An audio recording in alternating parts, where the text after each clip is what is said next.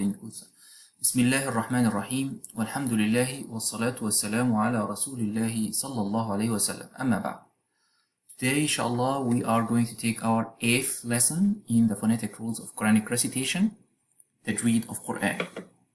So, inshallah, we continue to elaborate or take the different rules of lengthening mudud that are associated with letters alif, waw, and ya. So this very busy map, it's very charged, but it is summarizing everything in one slide, or most of the mudud in one slide. So to date, we took the basic lengthening, which is when we have alif or waw or ya coming second and preceded with a letter carrying a compatible vowel, like fatha for alif, dhamma for waw, kasra for ya. And we said that this basic lengthening is called in Arabic mad tabi'i, and it should be lengthened 2 units of time unless there are exceptions that are listed here. And inshallah, we'll finish these exceptions today. So we said that basically any alif or waw or ya fulfilling these two conditions, they should be lengthened for 2 units of time. And this an example on that is قُلْ أَعُوذُ أعوذ, and this waw is second, preceded by a letter ain carrying dhamma, so this is compatible with waw. Then it fulfilled the two conditions, and then we have to lengthen it for 2 units of time and say أعوذ. Okay, unless there is an exception to this basic rule, basic lengthening, which is dependent on two events. Either we have hamza coming after, or a letter sakin, a letter that's carrying sukoon after the letter of mad, like waw. Here, then is neither hamza nor a letter carrying sukoon, so then we don't consider exception here. So it is 2 units of time. So let's see the first exception, and we talked about the first exception, which is when hamza is coming after this letter of mad, like jaza, alif, preceded by fatha, letter carrying fatha, and it is coming second, so this is mad. But here there is hamza coming after, so then we have an exception because of hamza coming after the letter of mad, and this is called mad muttasil because hamza is coming after the letter of mad in the same word, and this is called mad muttasil, connected lengthening, and this is obligatory lengthening, and it should be lengthened for 4 units of time. Okay, for 4 units of time. But this same case could happen, but the hamza is separated from or disconnected from, or the hamza is coming after the letter of mad, disconnected in 2 words. So the hamza is not coming in the same word right after the letter of mad, that like in this case, fi ahsan. This is one word, fi, and ahsan is starting with hamza. So this is fulfilling the mad, ya. Here the ya is sakin and preceded by kasra, so this is harf mad, and followed by hamza. This makes an exception from the basic lengthening, which is because of the presence of hamza right after the letter of mad. But the hamza is coming disconnected from the letter of mad in 2 words. So this is called disconnected mad, and it is optional. You have the option to either keep the basic lengthening of 2 units of time for ya, fi, or to lengthen it for 4 or 5 units of time, like fi ahsani taqawim, if I'm not making more than the basic lengthening 2 units of time. But if you want to make 4 or 5, you say fi ahsani taqawim. That's it. And we have something that is related to mad munfasil, related to it, and it's called mad as-sila al-kubra. Mad as-sila al-kubra. So first of all, what's mad as-sila? Mad as-sila, it is when ha coming as a possession pronoun coming at the end of the word, and we said that this ha is comparable to his or her in English, like you say kitabuhu, this is his book, okay, his book. But I think it is his only, because in Arabic kitabuha, her book, so it is like his, it's equivalent to his in English, so it's only for the male sex. So وأمه, his mom.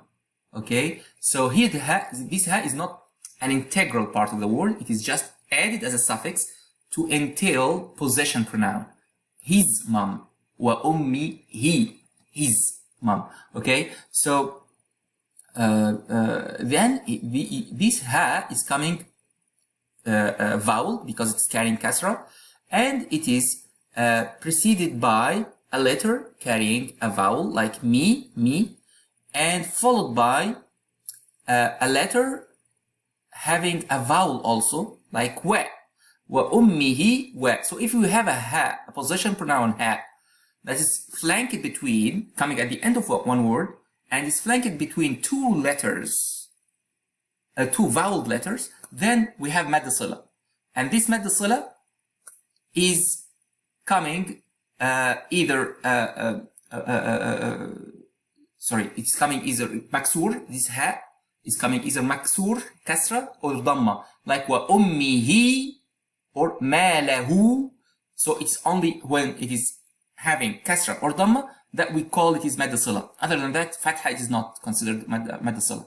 So if you have ha carrying fatha, kasra or dhamma, carrying kasra or dhamma, and coming at the end of the word, entailing a possession pronoun, and flanked between two voweled letters, then it is mad sila. To facilitate things on you, you will always see a little ya here written. If it is ha maksura, you will find a little ya telling you that you have here a mad sila. Okay? Or little wow. If ha is madmuma, you will see a little wow telling you that there is a mad sila. And here you needed to add a ya and wow, according to the context. So here we will add a ya. So wa ummihi. This ya is coming sakin. This virtual ya is coming sakin, and is preceded by a ha maksura. And then this is a mad already directly. This is a generated mad. Okay, a contextual mad.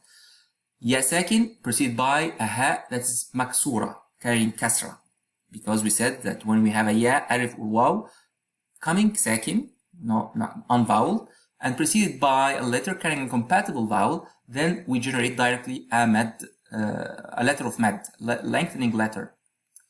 So here in this case, if we have this ha, terminal ha, and followed by this little ya, meaning that we have a mad sila, then you will make 2 units of time, naturally, because you have a ya sakin preceded by a kasra. But if the letter coming after it in the next word, it should be always in the next word, because this we are talking about a terminal ha.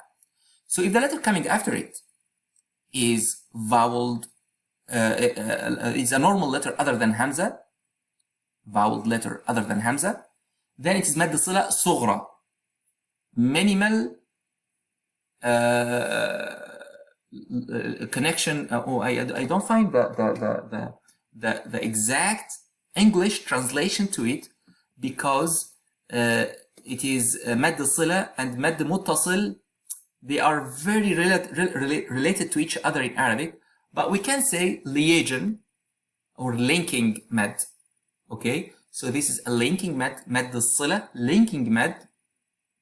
So this linking mad is called mad sila sughra if the letter coming after the ha is not hamza, and you lengthen it for 2 units of time. You say wa ummihi wa abi. You noticed? I said wa ummihi wa abi. I didn't say wa ummihi wa abi. No, I added a little ya after the ha, and this ya is madiyya, is to be lengthened. Wa ummihi wa abi. And this is for 2 units of time only. But what if we have a hamza coming after the ha? Like here, ma lahu. Let's revise this. This is a ha, terminal ha. It's a possession pronoun. It's not part of the word. It's mal. Mal, this is an entire intact word. Mal means money. Mal, money. Ma lahu, his money. Okay, his money. So this is a possession pronoun. And this possession pronoun is coming voweled terminal, and it is flanked between 2 voweled letters. Let's see here. Lam is vowel by fatha, and Hamza coming after is voweled by Fatha. So we have two voweled letters flanking or coming around before and after this terminal possession pronoun ha. And the ha is carrying Dhamma because we told you Mad al-Sila is coming only when we have a terminal ha coming in the mean of or in the sense of possession pronoun and it's carrying Dhamma or Kasra. Okay, so here we have ma lahu, and if we see the Quranic writing of this verse, we will see a little wow here because I'm sorry, I didn't copy from the Quran writing. I wrote it in my hand. So usually you find here a wow and in the Quran. So this wow means that here we have a mad al-sila. Be careful that you need to add a wow, and this wow is sakin. Ma lahu. See here, ma lahu. This only pronounced wow. And this waw is sakin and preceded by a letter carrying a compatible vowel, which is Dhamma. So here at least we will lengthen it for 2 units of time. But the letter coming after is Hamza. And here we have an exception because when we have Hamza coming after the ha, it is like Hamza here coming after the ya, fi ahsan. So here we have a mad munfasil like condition.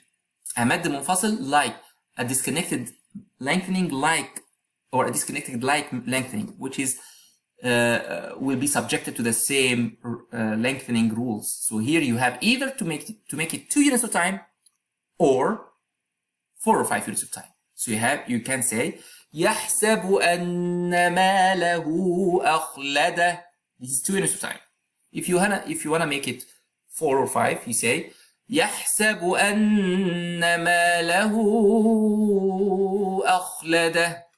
Okay.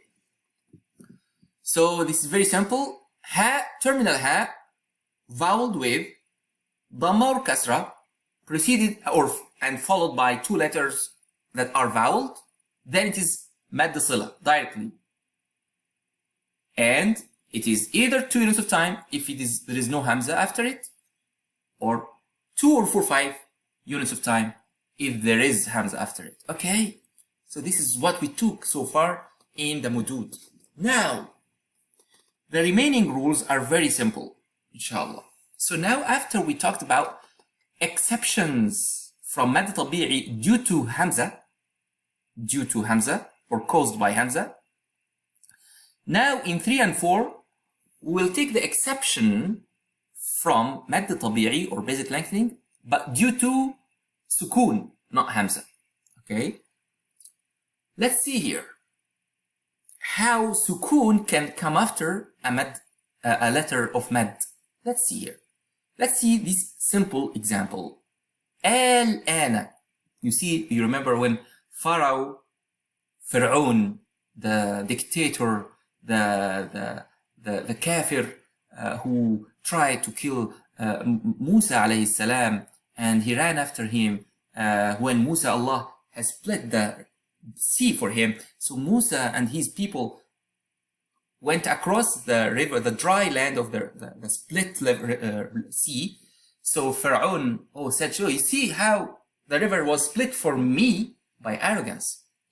He knows that he was not, that sea was not split for him, it was split for Musa alayhi salam, and he has nothing to do with that. But his arrogance just made him blind. So he told his army, go follow Musa and seize him, kill him.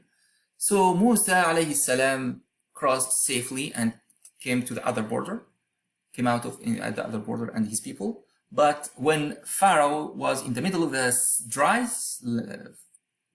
bottom of the sea, Allah has unsplit, so the sea inundated Pharaoh. So at that moment, when Pharaoh, the Pharaoh, started to see that, to know and notice and witness death, he said, I believe in the God of Musa. So Allah said, Al-an, now. So it is too late. Allah said that we will preserve your body to remain as a lesson for people coming after you, for arrogant people. And we still see arrogant people up to date. So, Al-an, now. And this is a lengthening, subhanallah. Be careful that tajweed is coming to zoom in meanings of verses. So when you say and as if you say in English, now after all that, after all what you did to Musa and his people, you killed the innocent, you killed the children of Israel, and now, so extension, as if you are seeing a scenario of events of Pharaoh. Now, after all that is, you remember all these things. So Allah, so tajweed is zooming in the meaning. So it's very beautiful. Tajweed is very important if you want to extract the meanings of verses. So now, al-ana, there's an obligatory lengthening. Because, let's see here, al-an, alif is coming unvoweled. Always alif is unvoweled. And is preceded by a letter carrying compatible vowel, fatha. Hamza here is carrying fatha and is compatible with alif. So here at least we have a basic lengthening of 2 units. Al-ana, okay? Al-ana, مش al-ana. Al-ana, at least 2 units of time. But let's see what's coming after before we decide if it is 2 units of time or longer. Here we have a sukoon, and this sukoon is an original sukoon. It is something that is not contextual. It's something fixed, constant. So you say, al, lam is coming after alif, and it is sakin. And this sukoon is not contextual. It is generic, fixed, constant. Not changed with if you stop or not. It is something generic. So say, you see here, if you have sukoon like that, coming after mad, here it is obligatory to extend it to 6 units of time. 6 units of time. And this is the longest mad we have in Quran. 6 units of time. So you say,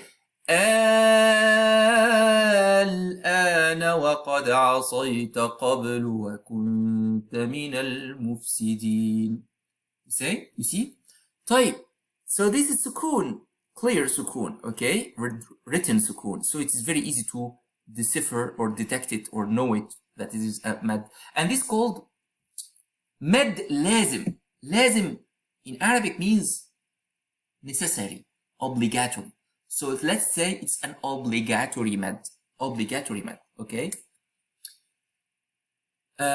So ولا الضالين in Surah Al-Fatiha. ولا الضالين. You see always imams are saying ولا الضالين. They are extending too much here because also here there is a mad lazim. Mad lazim, obligatory mad. Why is that? Do we see sukoon after it, the alif? By naked eye, I don't see sukoon here. Here we have a sukoon, the little circle, but here we don't see a sukoon. But be careful. Shadda in Arabic, this omega sign, entails us that we have double letters that are combined together. So وَلَا الضَّالِّينَ means, in fact, actually it is 2 lambs. The first is sakin and the second is with kasra.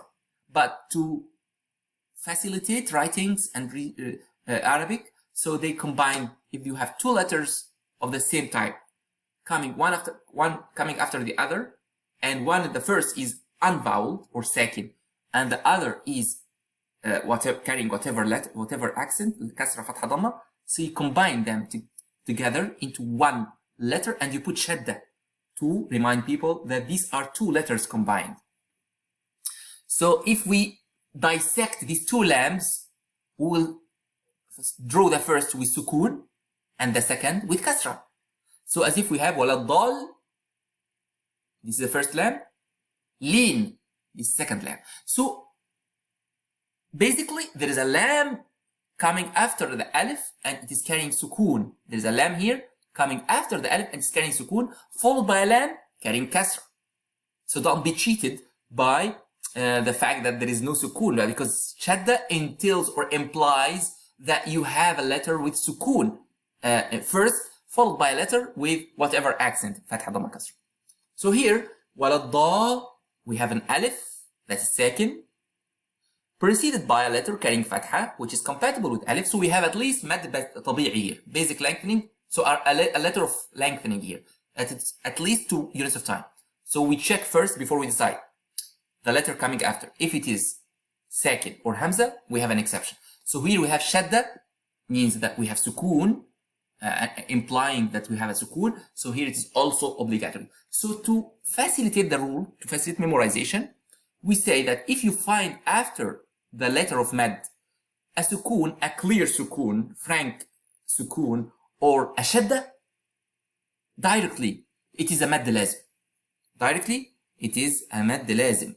And you need to lengthen it for 6 units of time. Okay, so here we say وَلَا الضَّالِّينَ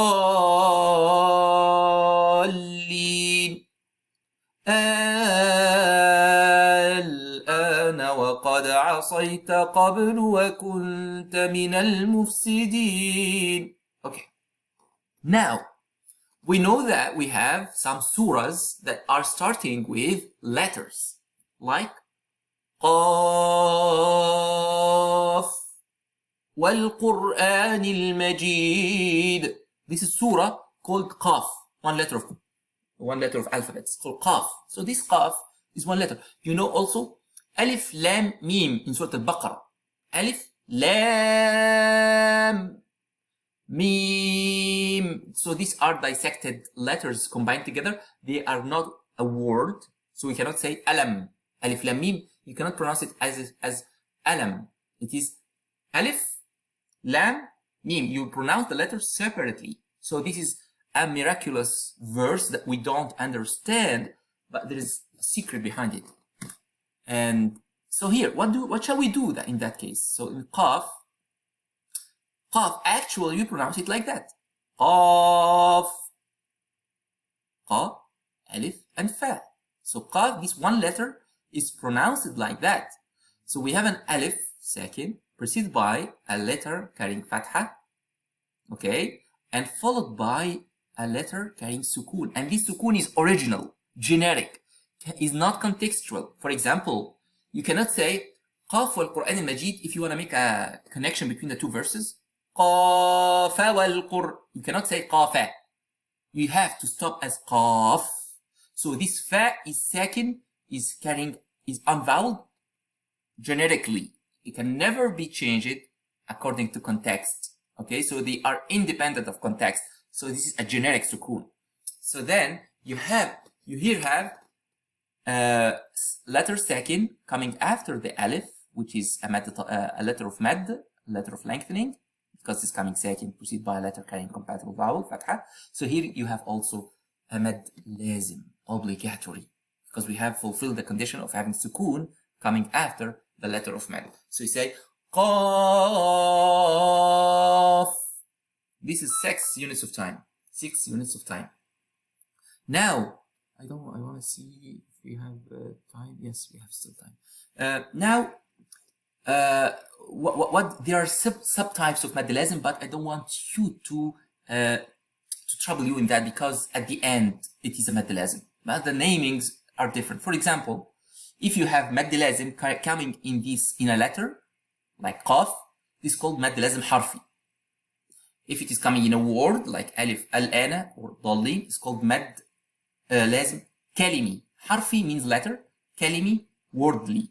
Or so it is sophisticated definitions, but we don't need to bother about that. So you just know that when we have a letter of mad followed by sukoon or shadda, either written or pronounced like qaf, we have a fa that's pronounced and it's coming sukoon generically, independent of context. This is called mad lazim. Okay. I can't pass this lesson before talking about another type of sukoon, but it is not generic, it's contextual. Like, for example, Alhamdulillahi Rabbil Alameen. I think that most of you have also noticed that reciters, they usually say Alhamdulillahi Rabbil Alameen. Ooh, Al-Alameen. We have ya sakin, yes, and we have a letter preceding it carrying a compatible vowel, which is kasra. So we have a letter of mad here, yeah. So it is 2 units of time. Why they are lengthening it as if it is 4 or 6? Yes, because they stopped onto this word al-alamin, and they generated a sukoon because of stopping. So it is a contextual sukoon. So they generated a contextual sukoon dependent on the context. So if they don't stop on it, they don't have the right to lengthen it. It returns back to be like a'udhu bi rabbil falaq, 2 units of time only. Like, for example, Alhamdulillahi Rabbil Alameen Ar-Rahmanir Rahim Maliki Yawmiddin. You see, every end of the verse could have been lengthened to 4 or 6 if I wanted, but I don't have the right to do so if I don't generate a sukoon after the letter of mad. It's only when we generate a sukoon because of stopping on the letter coming after the harf al-mad that we have the right to lengthen it more than the basic rule, which is 2 units of time, and in this case it could be 4 or 6. Okay, Alhamdulillahi Rabbil Alameen Ar-Rahman. Okay, so it is 2 here. Al-Alameen Ar-Rahman Ar-Rahim. But if I stop, Alhamdulillahi Rabbil Alameen. If I'm making 6, for example. Okay, so this is called Mad Arid L-Sukoon. It is a contextual, or it's a lengthening because of a contextual unvoweled letter. It is a lengthening because of a contextual unvoweled letter coming after the letter of mad. Okay, don't worry, inshallah we will practice now some verses, and inshallah we'll go over this again in the next lesson, inshallah, to confirm and remind ourselves about the details of and imbibe and understand very well these very important rules, inshallah.